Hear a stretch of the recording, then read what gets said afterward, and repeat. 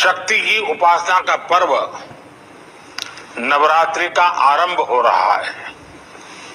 आप सभी को बहुत बहुत शुभकामनाएं। नवरात्रि के पहले दिन से देश आत्मनिर्भर भारत अभियान के लिए एक और महत्वपूर्ण और बड़ा कदम उठा रहा है। कल यानी नवरात्रि के प्रथम दिवस 22 सितंबर को सूर्योदय के साथ ही नेक्स्ट जनरेशन जीएसटी रिफॉर्म्स लागू हो जाएंगे। एक तरह से कल से देश में जीएसटी बचत उत्सव शुरू होने जा रहा है। इस जीएसटी बचत उत्सव में आपकी बचत बढ़ेगी और आप अपनी पसंद की चीजों को और ज्यादा आसानी से खरीद पाएंगे। हमारे देश के गरीब, मध्यम वर्गीय लोग, न्यू मिडिल क्लास, युवा, किसान, महिलाएं, दुकानदार, व्यापारी, उद्यमी, सभी को ये बचत उत्सव का बहुत फायदा होगा। यानी त्योहारों के इस मौसम में सबका मुंह मीठा होगा। देश के हर परिवार की खुशियां बढ़ेगी।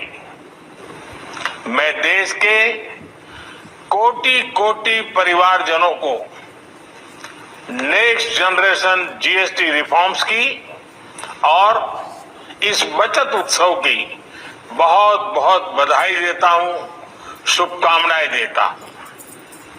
ये रिफॉर्म भारत की ग्रोथ स्टोरी को एक्सेलरेट करेंगे, कारोबार को और आसान बनाएंगे, निवेश को और आकर्षक बनाएंगे और हर राज्य को विकास की दौड़ में बराबरी का साथी बनाएंगे।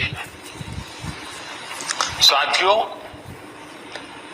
जब साल 2017 में भारत ने जीएसटी रिफॉर्म की तरफ कदम बढ़ाया था तो एक पुराना इतिहास बदलने की और एक नया इतिहास रचने की शुरुआत हुई थी।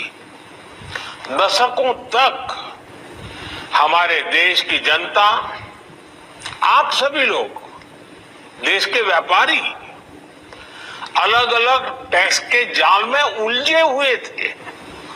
Octroi, entry tax, sale tax, excise, VAT, service tax, न जाने भांति भांति के दर्जनों टैक्स हमारे देश में थे। एक शहर से दूसरे शहर माल भेजना हो तो न जाने कितने चेकपोस्ट पार करने होते थे, कितने ही फॉर्म भरने पड़ते थे, कितनी सारी रुकावटें थी। हर जगह टैक्स के अलग अलग नियम थे। मुझे याद है जब 2014 में देश ने मुझे प्रधानमंत्री पद का दायित्व सौंपा था, तब उसी शुरुआत के दौर में एक विदेशी अखबार में एक दिलचस्प उदाहरण छपा था। उसमें एक कंपनी की मुश्किलों का जिक्र था। उस कंपनी ने कहा था कि अगर उसे बेंगलुरु से 570 किलोमीटर दूर हैदराबाद अपना सामान भेजना हो तो वो इतना कठिन था कि उन्होंने सोचा और उन्होंने कहा कि वो पसंद करती थी कंपनी कि पहले अपना सामान बेंगलुरु से यूरोप भेजे और फिर वही सामान यूरोप से हैदराबाद भेजे। साथियों, टैक्स और टोल के जंजाल की वजह से ये तब के हालात थे